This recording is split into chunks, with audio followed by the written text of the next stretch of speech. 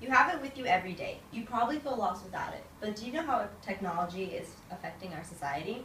My purpose is to inform my audience of the negative effects on knowledge, health, and social interactions when it comes to technology. Some negative effects on knowledge are that social media has proven to lower grades in school. Here's some differences between non-active versus active users of social media. When it comes to GPA, a non-active user has a 3.82, about average, and an active user has a 3.06 GPA. That's a drop of about 7.78 GPA just because you're using your phone.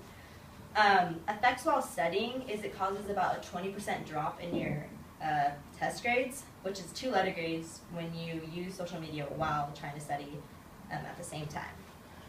Relying on tools like tools we have lost because we relied on technology are spelling, for example, because we have autocorrect and spell check. I know personally I've never been the strongest speller or encouraged to be or improve because I know I can rely on these tools on my computer and it's not going to really affect me too much.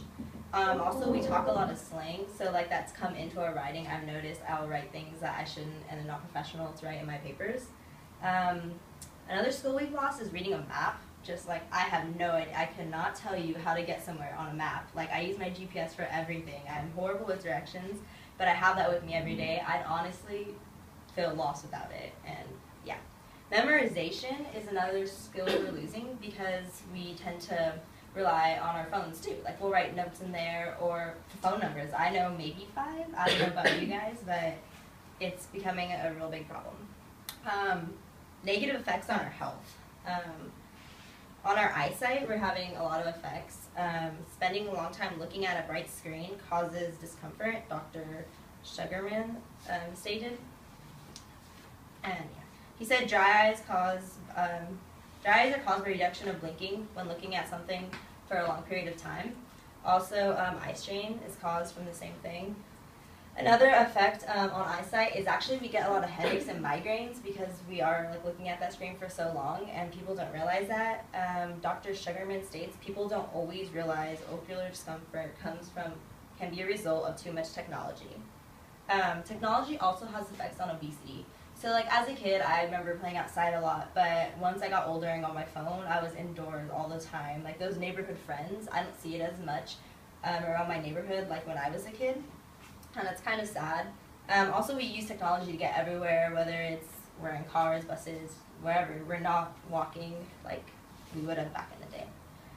Hearing loss is another effect. We use our earphones all the time, and 1 in 5 teens have actually experienced hearing loss. 30% of them, 30% more than it was in the 90s. Dr. Frey says if you can't hear anything around you, it's too loud and to put it down because those effects do come really quickly. Technology also has effects on our social interactions. So about 40% of 8 to 18-year-olds spend at least 54 minutes on social media a day, and they say about 36% of those people say it's their biggest waste of time. How is it the biggest waste of time? Because they're checking Facebook, Twitter, Instagram. They're not focusing on what they're supposed to be doing. And when you actually use your phone to go on a social media site, it takes you about 20 to 25 minutes to get fully focused how you originally were on that task at hand.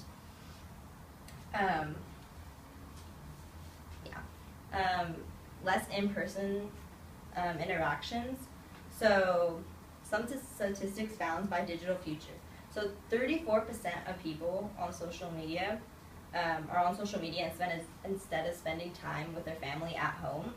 47% say they text at the dinner table, and this is causing a lot. Like, I've seen it too in my family where I'm like, really, like, I'm trying to tell my mom a story, and I'm like, get off your phone. Like, it's causing real big problems. This affects about 18 to 34-year-olds most, but it also is now with the wide range of technology. Growing up with little kids, it's starting at like a really young age. Like my 3-year-old cousin has an iPad. I don't know why that's necessary.